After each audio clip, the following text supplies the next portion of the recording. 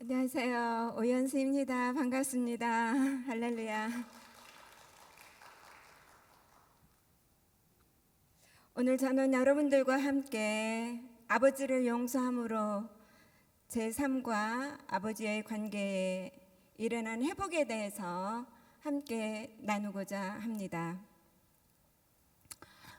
얼마 전 어버이날이었습니다. 저희 집도 형제들이 엄마와 함께 모여서 저녁 식사를 하고 있었습니다. 식사는 제가 준비를 했습니다. 그리고 가정의 날이기 때문에 올케들한테 작은 선물을 하나씩 준비해서 주었습니다. 그리고 즐거운 식사를 하면서 이런저런 이야기를 하던 중 돌아가신 아버지 이야기가 나오게 되었습니다.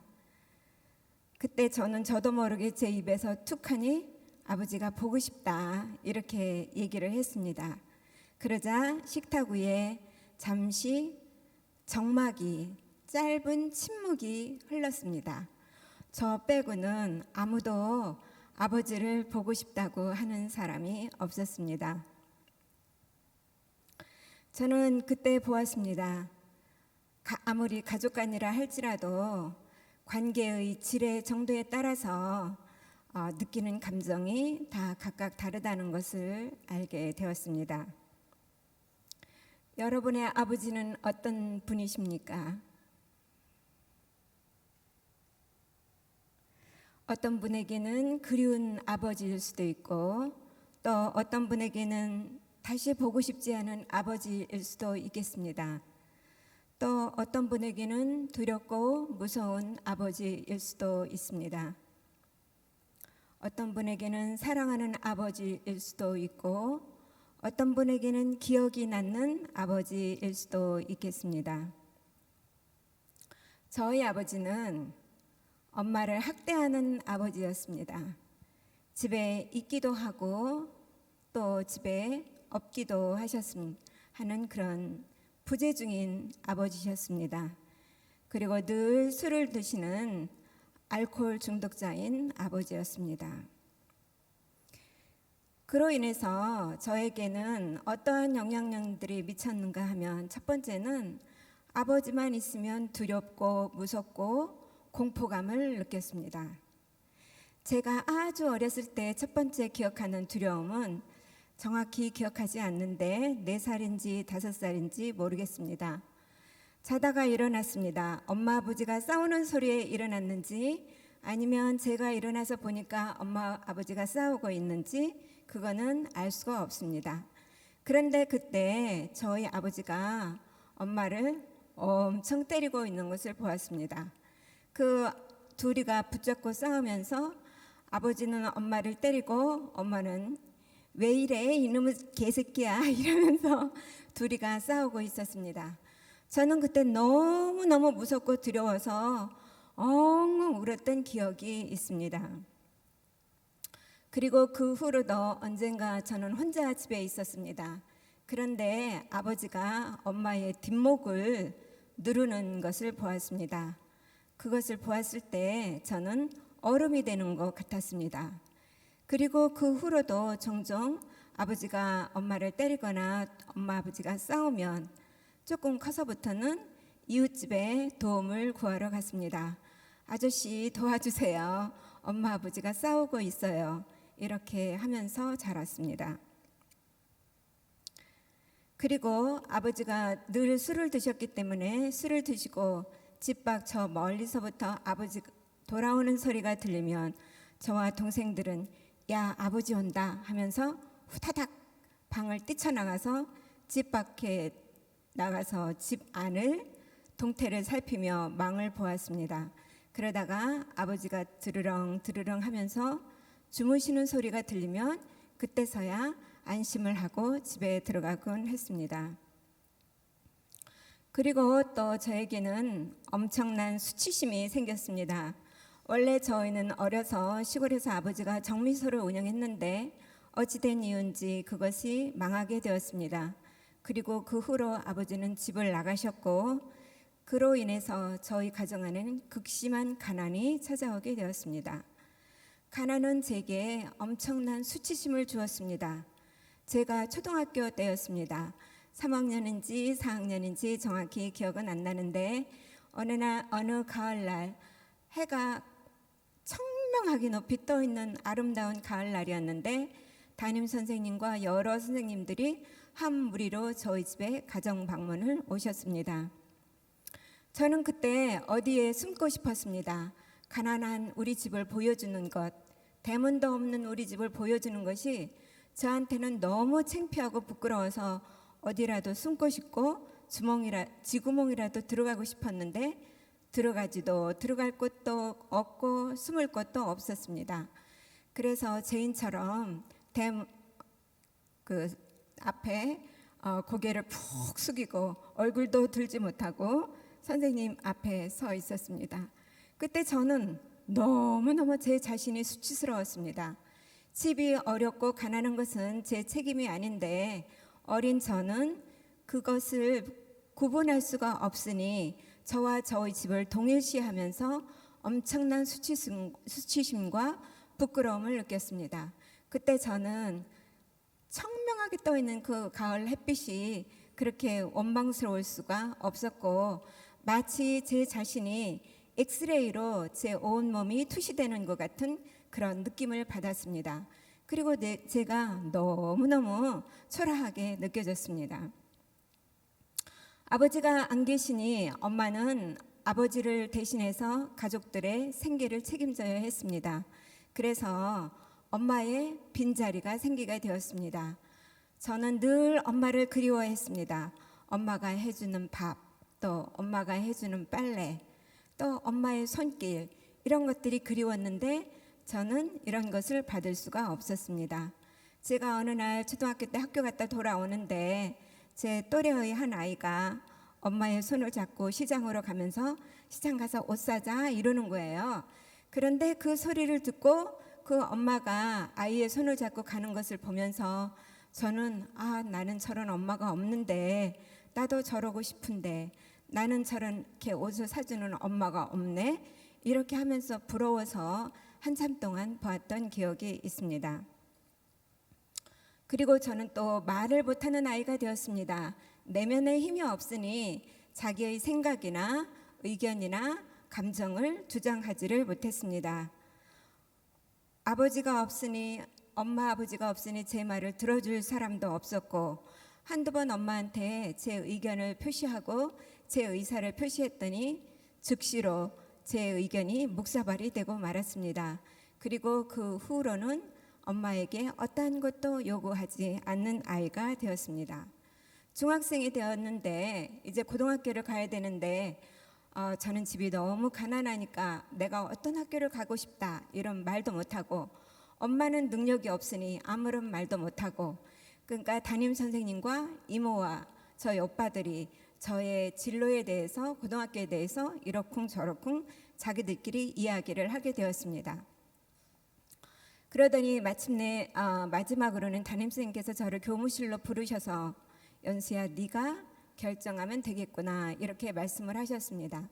그런데 저는 그 말을 들을 때 선생님 저는 대학에 가고 싶어요 이 말이 여기 목구멍까지 올라왔지만 그 말을 또 못하고 꿀떡 삼켜버렸습니다. 그래서 저는 원치 않는 학교를 가게 되었는데 그 학교에 갔는데 그 학교가 또 저한테 적성에 맞지도 않고 내가 학교를 잘못 왔다는 것을 알았습니다. 그래서 그 학교가 다니기 싫은데 또 학교가 다니기 싫다 적성에 맞지 않는다 이 얘기를 또 못했습니다. 어느 날이었습니다. 큰오빠가 저한테 너는 어떻게 네 생각이 없니? 하고 저한테 묻는 거예요. 근데 그 말을 듣는데 갑자기 눈시울이 뜨거워지면서 속으로 나도 생각이 다 있는데 하는 마음이 들면서 서러움에 복받쳐서 큰 눈물방울이 금방이라도 떨어질 것 같았습니다. 그러나 저는 울지는 못하고 그 눈물을 꿀떡 삼키면서 지나갔던 적이 있습니다. 그리고 또 저는 분노가 많았습니다. 어려서는 아버지가 무서워서 숨지겨 지냈지만 성인이 되자 아버지를 무시하기 시작했습니다. 아버지만 제대로 살았더라면 하면서 대들고 소리 지르고 어떤 때는 미친 여자처럼 나 죽여라 하고 대들었습니다. 저의 분노는 아버지 존재 자체에 대한 분노였습니다. 아버지가 나의 아버지인 것에 대한 분노, 아버지의 무능과 아버지로 인해서 내가 겪어야 하는 고통과 가난과 수치심, 그로 인한 불안정한 삶에 대한 분노였습니다. 그리고 늘 마음이 허전했습니다. 어느 날 학교 운동장에 서 있는데 저는 갑자기 내가 누구랑 싸워도, 친구들이랑 싸워도 나는 말려줄 사람이 없구나 하는 생각이 들면서 등이 갑자기 허전함을 느끼는 거예요. 싸늘하면서. 그러면서 저는 저를 든든하게 지켜주고 보호해주는 사람이 없다고 생각을 하며 자랐습니다. 또한 큰 슬픔과 외로움이 있었습니다. 엄마는 말을 안 듣거나 우리가 어떤 말썽을 부리거나 하면은 내가 왜 이렇게 애새끼는 많이 낳아가지고 아유 서방복 없는 년은 자식복도 없다는데 하면서 자기 신세 한탄을 했습니다. 그러면 그 말을 들을 때마다 저는 마음이 슬프고 제 마음이 무너져 내렸습니다. 그리고 나는 엄마한테 짐이 되는 아이구나 이렇게 생각을 했습니다. 그리고 엄마한테 혼나면 아버지가 없으니 저를 달래줄 사람이 없었어요. 그래서 혼자서 이불을 뒤집어 쓰고 울던가 저 구석쟁이 가서 울면서 서럽고 외로웠던 어린 시절을 보냈습니다. 초등학교 때였습니다. 어느 날 학교에서 돌아온 방문을 여니 엄마는 이불을 덮고 누워 있었고 아버지는 그 옆에 있었습니다. 그리고 어린 동생들도 그 옆에 있었습니다. 그런데 제가 방문을 열자마자 아버지가 연수야 엄마가 아프다. 부엌에 가서 밥을 해라 이러는 거예요. 그래서 가방을 방에다 놓고 부엌으로 가는데 제 마음에 갑자기 슬퍼지면서 왜 아버지도 있고 엄마도 있는데 어린 엄마가 아프다는 것을 이해할 수 없는 저는 내가 밥을 해야 되나 하는 생각이 들었습니다. 그리고 저는 외롭고 힘들고 고단한 삶을 사는 엄마를 보면서 일기장에 이렇게 썼습니다. 나는 이제부터 엄마를 위해서 살아야지. 이렇게 혼자서 맹세를 했습니다. 저희 집은 엄마와 우리 아이들이 하나로 똘똘 뭉쳐서 한 팀이 되고 아버지는 소외를 시켰습니다. 모든 문제는 모든 것은 다 엄마와 우리 아이들끼리 나누고 아버지는 나중에 통보를 하든지 아예 모르든지 아버지는 투명 인간처럼 그렇게 취급했습니다. 그리고 또 엄마가 그런 삶을 보면서 저는 어려서부터 알아서 모든 것을 알아서 하면서 착한 아이로, 그리고 엄마가 해야 될 빨래나 동생들 돌보는 일이나 밥하는 거를 제가 하기 시작했습니다. 그리고 저는 무관심과 방치 속에 살았습니다. 아버지는 자녀들의 삶에 아무런 관심이 없었습니다. 무엇이 필요한지, 집에 먹을 것은 있는지, 아픈지 아버지는 아무것도 모르셨습니다. 무슨 생각을 하고 있는지, 학교는 잘 다니는지 등등. 또 저에게는 낮은 열등감과 낮은 자존감이 있었습니다. 저는 어떤 때는 위축되곤 했습니다. 전 이것을 저만 알 거라 생각하고 다른 사람들은 모를 거라 생각을 했습니다. 그런데 제가 어느 날 코나 열방대학에서 일을 하고 있을 때였습니다. 제가 앉아있는 옆에 저와 함께 일하는 리더가 제 옆에 앉아 있었는데 갑자기 저를 이렇게 물끄러미 바라보더니 눈을 보면서 연수야 위축되지 마 그렇게 말씀을 하셨어요. 근데 그때 저는 그 말을 들으면서 나만 아는 어떤 비밀이 탄로난 것 같은 그런 느낌을 받았습니다.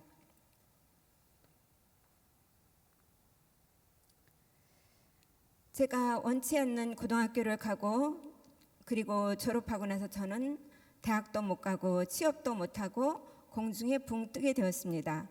그때부터 저는 방황을 하기 시작했습니다. 무엇을 하고 싶은지, 인생이 힘들게 여겨지고 세상은 저에게 벅찬 것 같았습니다. 그리고 아버지와의 관계는 더욱 안 좋았습니다. 이 모든 것이 아버지 때문이라고 분노와 적개심을 뿜어댔습니다. 그러던즉 친구의 소개로 저는 예수님을 믿게 되었고 선교단체에서 제자훈련을 받게 되었습니다. 그 과정에서 저는 아버지를 용서하게 되었습니다. 그냥 그때는 용서가 무엇인지 깊은 깨달음이 없지만 용서하라고 하니 용서를 했습니다. 그런데 제가 입으로 아버지를 용서합니다 하고 입술로 고백을 하고 나니 갑자기 감정이 올라왔습니다. 한참을 울었습니다. 그리고 그 후 저도 아버지께 여러 번, 두세 번쯤 되는 것 같은데 아버지 제가 잘못했어요. 용서해 주세요. 라고 용서를 구했습니다. 제가 멀리 외국에 있을 때에는 편지를 하거나 전화를 했고 집에서 아버지와 같이 있을 때에는 무릎을 꿇고 용서를 구했습니다. 아버지 그때 언제 이러이러한 일이 있었는데 아버지 기억나? 하면은 저는 아버지는 정확하게 그것을 기억하고 있었습니다. 그때 아버지 내가 이렇게 한 거 아버지 잘못했어요. 죄송해요. 용서해 주세요. 이렇게 했던 적이 있습니다. 지금도 생각하면 저로 인해 무시당하고 존중받지 못한 아버지의 권위, 그로 인해 무너져 내렸을 아버지의 마음을 생각하면 지금도 마음이 아픕니다. 그래도 제가 아버지한테 그렇게 적개심을 가지고 대들고 분노를 표현해도 아버지는 한 번도 아무 말씀을 하지 않으셨습니다. 또한 하나님 안에서 내가 누구인지 알게 되었습니다. 나의 신분과 가치를 안다는 것은 제게 엄청난 충격이었습니다. 세상이 달라 보이고 내가 다르게 보이고 저는 다른 사람이 되었습니다. 그러나 하나님이 나를 사랑한다는 것은 알았지만 아버지의 사랑을 받아본 적이 없는 저는 하나님의 무조건적인 사랑을 받아들이는 것이 어려웠습니다. 그래서 무언가를 함으로써 나를 증명해 보이고자 했고 하나님의 사랑을 받고자 했습니다. 늘 내가 무엇을 하나님을 위해서 할까에 초점이 맞춰 있었습니다. 내가 무엇을 하면 하나님이 기뻐하실까? 그러니 마음이 피곤하고 쉽게 지치기 시작했습니다. 왠지 모르게 마음이 허전했습니다. 그러나 나는 내가 왜 그러는지 알 수 없었습니다. 그래서 그것을 알기 위해 이것저것 공부도 했습니다. 그러던 중 아버지가 아프게 되었습니다.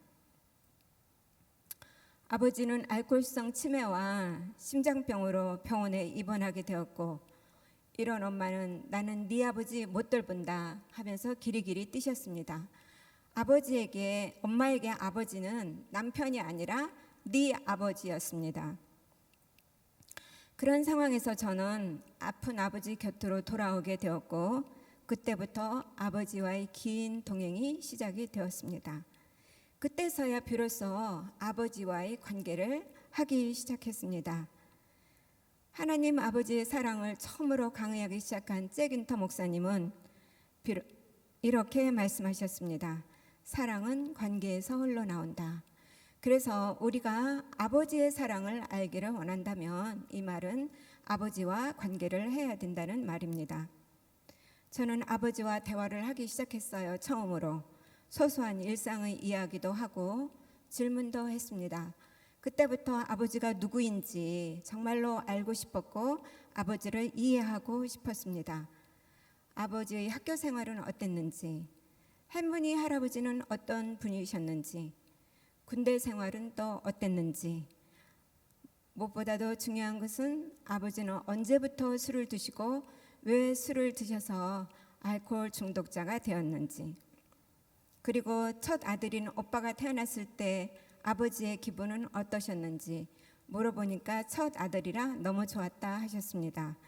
그리고 제가 태어났을 때는 어땠는지 물어보니 네가 여자라서 섭섭했다 그렇게 말씀하셨어요.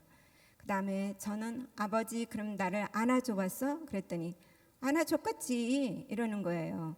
그럼 아버지 내 기저귀는 갈아줘 봤어? 하면서 저는 저를 향한 아버지의 흔적을 찾고자 했습니다. 어느 날이었습니다. 아버지와 함께 나란히 앉아서 TV를 보고 있었습니다. 그때 저는 에이스 크래커가 먹고 싶어서 에이스 크래커를 갖다가 아버지 앞에 놓았습니다. 아버지는 에이스 크래커를 하나를 집더니 그래서 저는 아버지가 드시나 보다 그렇게 생각을 했습니다. 그랬더니 그 집은 에이스 크래커를 옆에 있는 저한테 이렇게 주는 거예요. 근데 그 에이스 크래커 하나를 통해서 저한테 아버지의 사랑이 물밀듯이 밀려오는 것을 저는 그때 느낄 수가 있었습니다. 아버지의 거친 손도 만져주고 아버지와 모든 것을 함께 했습니다. 어느 날이었습니다. 조기 2마리를 구워놓고 아버지와 식사를 하게 되었습니다. 제가 먼저 먹으니까 제 거를 다 먹은 후에 저는 젓가락을 아버지 조기에다가 이렇게 댔습니다. 그것은 아버지가 먹기 좋게 뜯어서 드리려고 하는 제 행동이었습니다. 그런데 그것을 보신 아버지가 너는 왜 혼자서 너만 다 먹니? 그러는 거예요. 그래서 아버지 이거는 내가 먹으려고 하는 게 아니라 아버지 뜯어서 드리려고 하는 거야. 그랬던 적이 있습니다. 저는 이런 시간들을 통하여 아버지가 얼마나 유머가 많으신 분인지 알게 되었습니다. 또한 아버지는 사랑이 없는 분이 아니라 단지 아버지 역할이 무엇인지 모르신 분이라는 것을 알게 되었습니다.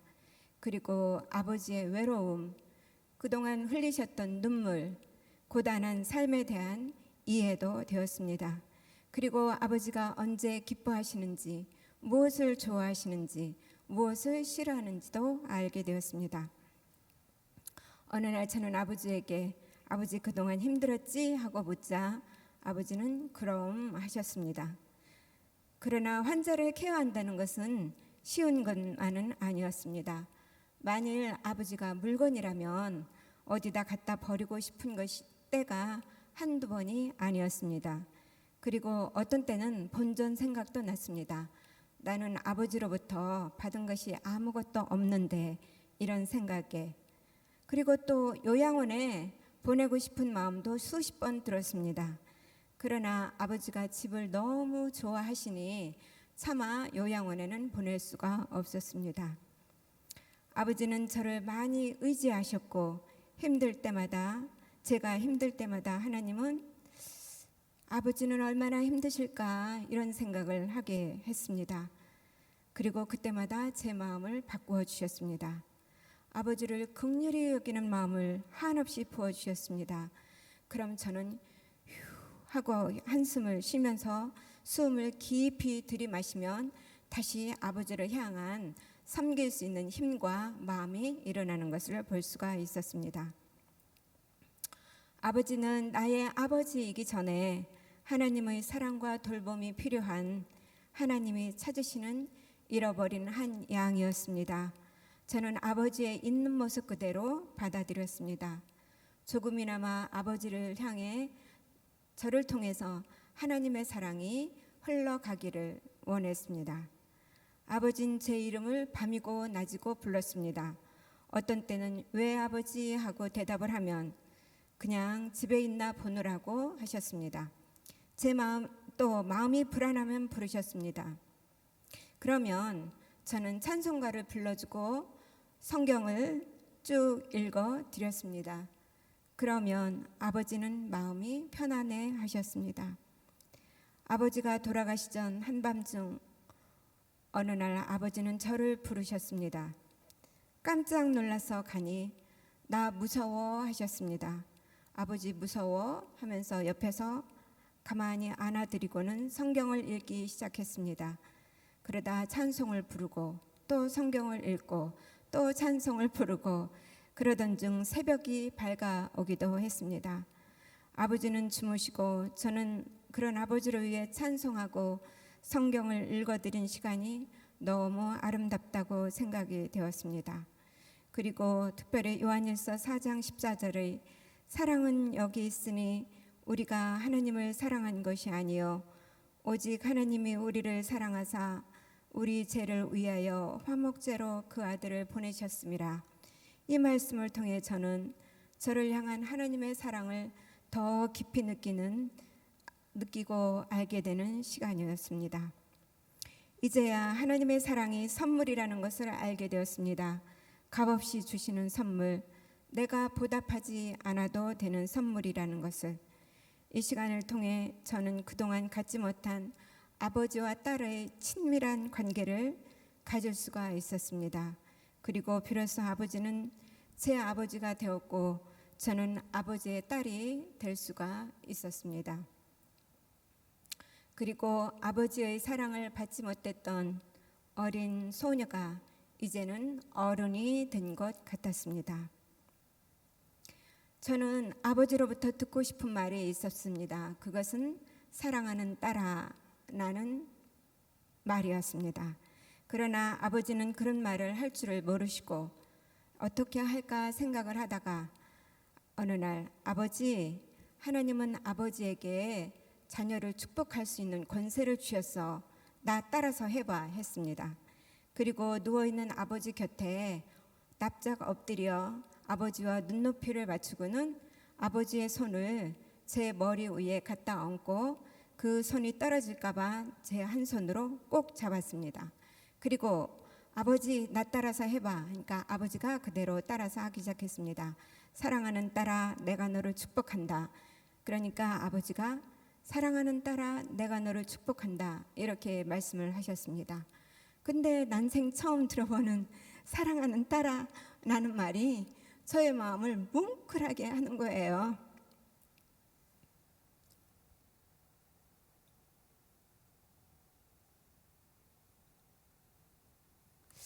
기도가 다 끝나자 말로 표현할 수 없는 그 이후로 이제 블라블라블라블라 아버지의 이제 축복이 이어졌습니다.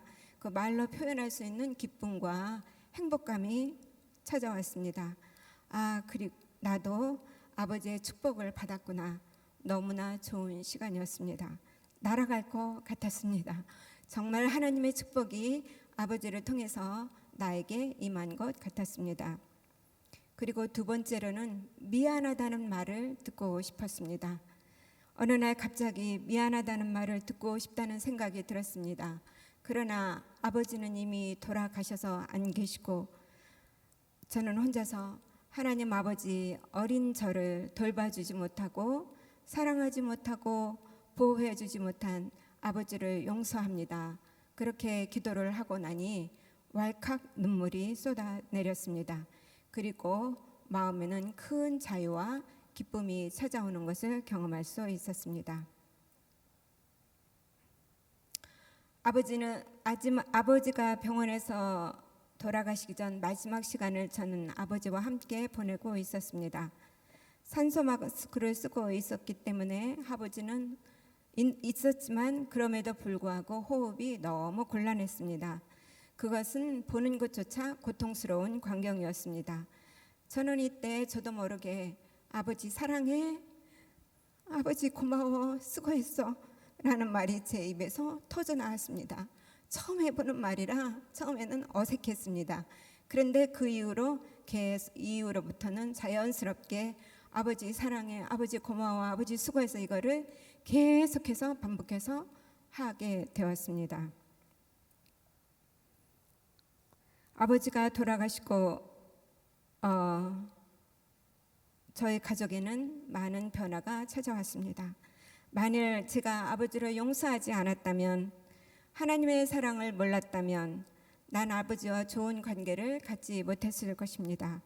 그리고 아버지도 돌보지 못했을 것입니다. 그리고 아버지의 딸이 되지도 아버지가 내 아버지로 남아있지도 못했을 것입니다. 그러나 아버지를 용서함을 통하여 전 하나님의 더 큰 사랑을 알게 되었고 그 사랑은 다시 아버지에게로 돌아가게 하였습니다.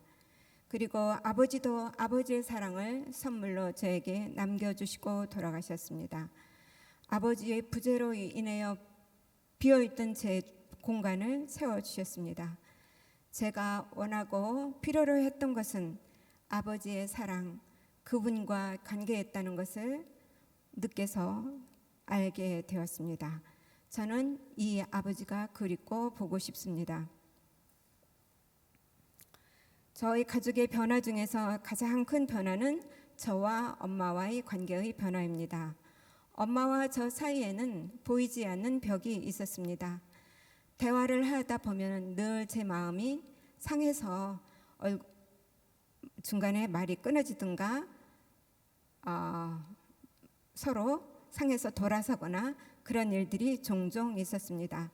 어느 날 밤이었습니다. 엄마 옆에 제가 누웠습니다. 엄마 자. 왜 그랬습니다. 엄마 나 엄마한테 듣고 싶은 말이 있어. 그랬더니 뭐 하셨습니다. 엄마 나 어려서 엄마가 해주고 싶은 밥, 또 엄마가 빨래도 해주고 엄마가 같이 있어주고 엄마가 집에서 기다려주고 이런 거에 필요했었는데 엄마가 없어서 나 많이 힘들었어 라고 말을 했습니다. 엄마한테 엄마 나 미안하다는 말 듣고 싶어 그렇게 말을 했습니다. 그러자 엄마는 숨을 한번 크게 고르시더니 그래 미안하다. 어릴 때 너 밥도 못 해주고 빨래도 못 해주고 고생했다 하셨습니다. 그동안은 그렇게 엄마한테 고생했던 말을 좀 하라고 해도 안 하시더니 그날은 제가 기대치도 않았는데 고생했다는 말을 하셨습니다. 그 말을 들으니 또 가슴이 뭉클했습니다. 그리고 저도 엄마에게 엄마 미안해. 엄마가 원하는 삶을 살아주지 못해서 그 말을 하는데 눈물이 주르르 흘러내렸습니다. 엄마는 가만히 제 손을 꼭 잡으며 힘들었지 하셨습니다. 이것으로 저는 엄마에 대한 서운함, 미안함은 눈 녹듯이 사라지고 엄마는 더 자유로워지시고 저와의 대화는 더 많아지고 유머가 많이 생겼습니다. 요즘은 엄마 때문에 많이 웃습니다. 엄마가 이런 면도 있었네. 엄마를 새롭게 발견하고 있습니다.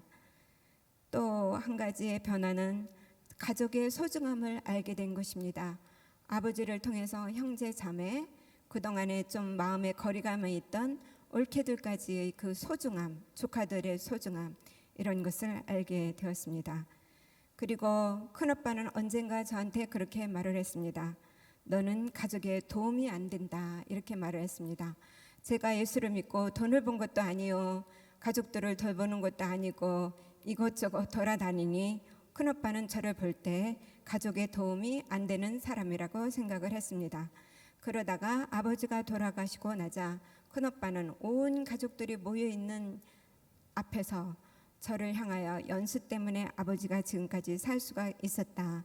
연수 수고했다. 고맙다. 이 말을 2번이나 반복을 했습니다. 또 형제들에 대한 제 마음과 태도도 달라졌습니다. 그동안 얼마나 힘들었을까? 어떻게 섬겨줄까? 형제들을 보면 생각을 하게 됩니다. 그리고 저 자신에 대해서도 많이 평안해졌습니다. 무엇을 하지 않아도 되는 나 그대로로 편안해졌습니다. 나름 후회하는 일도 있지만 지금 여기를 살 수 있고 오늘에 감사하게 되었습니다. 얼마 전 작은 오빠가 카톡을 보냈습니다. 매 주마다 형제들의 스케줄을 짜서 엄마와 시간을 보내자고 했습니다. 저는 웬 갑자기 효도야? 그렇게 물었습니다. 그러자 오빠가 말을 했습니다. 엄마가 아파 누워 있어서 오면 뭐하니? 건강하실 때 시간을 보내야지. 난 맞는 말이야 하고 대답을 했습니다. 감사합니다.